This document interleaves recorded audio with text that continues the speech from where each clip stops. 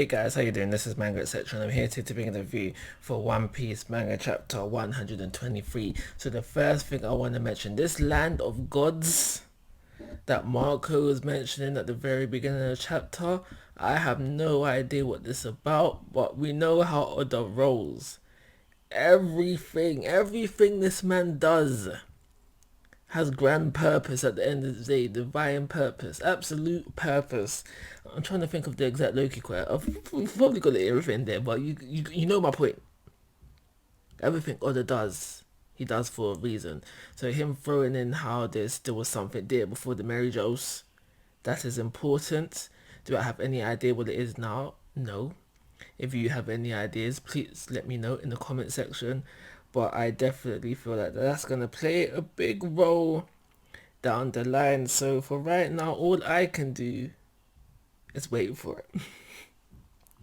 So within the very beginning of the chapter, after that, we basically have Zoro and Sanji starting their fights, which will all be one-on-one because we have Boss Hirigoro, I think his name is, telling everybody like, yo, stand down.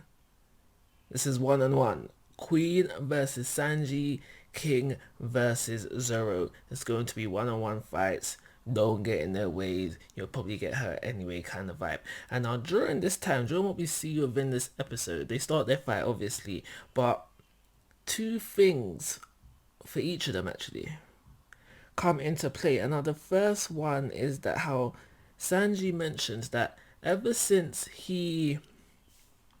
the second time he put on his raid suit, his body's feeling a bit weird. Not in pain. He says he's not in pain, but granted, he says that to Zoro. He has to always look busty in front of Zoro, but he says he's not in any pain. It's just that his body feels a bit weird. And now I found that very fascinating because I never thought that Sanji using the raid suit would come with some kind of drawback. And I don't know.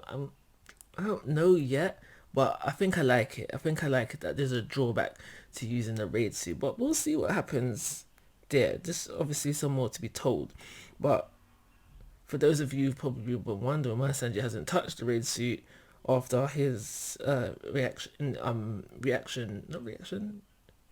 interaction with King earlier, I guess that's your reason for it. And another thing that happens around Sanji is the whole point where he's talking to Queen and he mentions like, oh, you're of a certain race. I can't remember what the certain race was. Let me see if I can try and find it. Yeah, a Lunarian, and which is said to be a human.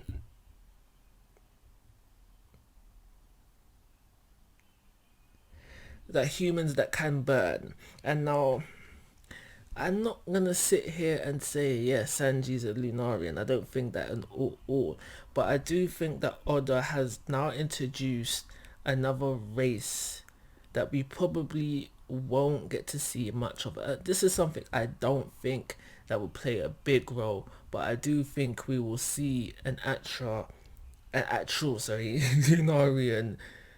maybe a little bit more down the line. The only reason why I think we won't dive too much into Lunarians is because we have so many races that we could possibly dive further into, and that combined with the fact that how Oda says he wants to wrap One Piece up within a certain amount of years, give or take, because of COVID, I don't think the Lunarians will be explored much further.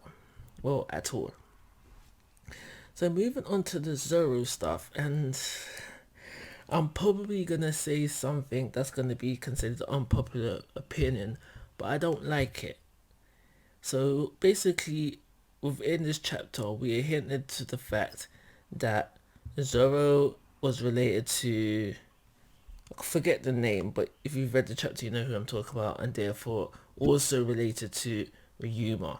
And now, the reason why I don't like this is because I feel like it downplays Zoro, making it so that he was destined to be a swordsman, and everything that he's done up until now is because he was destined to be a swordsman, and that he didn't work hard for his swordsmanship skills. It was pretty much just destined to be given to him through lineage and heritage and being somewhat not somewhat being what's the word I'm looking for, like a native of Wano, and that I don't like because I feel like that then takes away from his backstory that we know up until now. He came to a village. He was I forget the actual name for it, but he was someone who challenges dojos, and he came to a dojo which he can't defeat, and he came up to a person that he couldn't defeat, and he worked his way up. But now it just feels like he was always destined to be this great swordsman, and that's why I don't like it. So that's essentially the two things, him being related to two people of on Wano, and like I said, I don't like it. So the fight between Dogstorm and Jack is still going strong. I'm not really invested in this fight, but this fight is still going strong. It's a kind of a question of, because previously it was Dogstorm and Neko versus Jack. They was doing alternating, day and night kind of thing. So it's a question of, if it was just a one-on-one fight, would either one have been able to come up on top of Jack?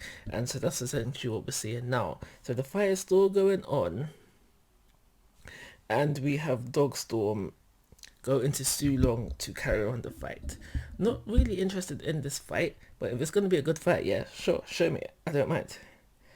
So on the other side of things, we have Neko, who's also Sulonged up for the fight against Paris Pero. No, is it Paris Pero? Yeah, Paris Pero. So we'll see how that rolls out. That fight, not really interested in at all.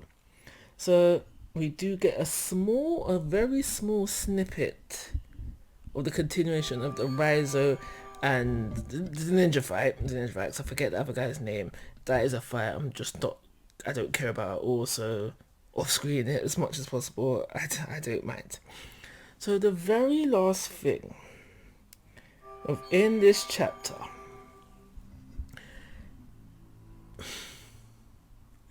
okay, so Shinobu decided to use her Devil Fruit ability on Momosuke. He is now 28 years old. He's bigger. His dragon form is looking better.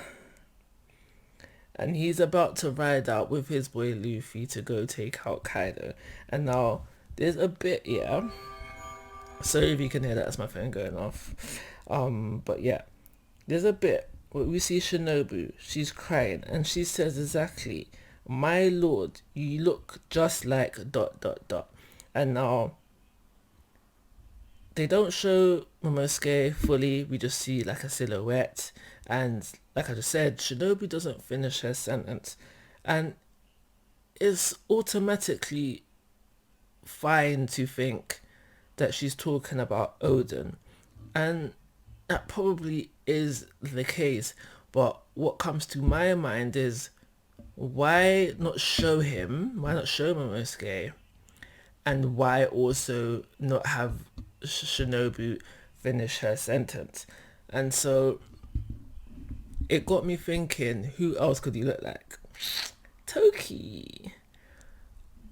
I don't think it's the most likely. It's obviously it's most likely gonna be Oden that he looks like, but I would not mind if it was Toki that he was resembling right now, because therefore it could be a thing where Momosuke might be the heir, then next in line to be Shogun, but he can then be following like his own path kind of thing, where he's not his father's son, quote unquote, not his father's son. But it could also be a thing that he looks like his grandfather. Could be a thing where he looks like his grandfather. So I'm in the camp where I would prefer that the person he now resembles is not Oden, but I think it's most likely going to be Oden. The last thing I want to say about this chapter is that I liked how when the Hearts Pirates thought they were going to have to face off with Kaido, they were scared, but they all stanced up. They all was ready to fight. They was all ready to go, and I like that. So yeah, that's the last thing I got to say about this chapter. I think it deserves a 4-star rating. I'm gonna call it a review. Like always, guys, I'm asking for your thoughts and opinions. If you haven't already, please subscribe to my YouTube channel. But most important, take care. Have a nice day.